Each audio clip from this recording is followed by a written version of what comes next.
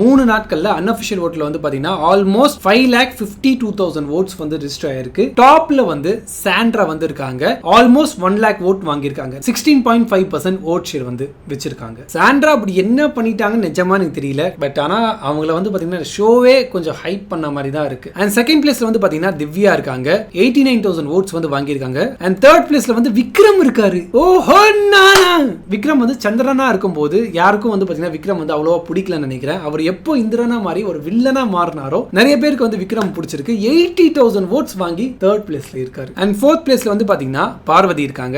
78,000 votes வந்து வாங்கியிருக்காங்க. And fifth பிளேஸ்ல வந்து பாத்தீங்கன்னா திவாகர் இருக்காரு. 44,000 votes வந்து வாங்கியிருக்காரு. அண்ட் நெக்ஸ்ட் வந்து வியானா இருக்காங்க.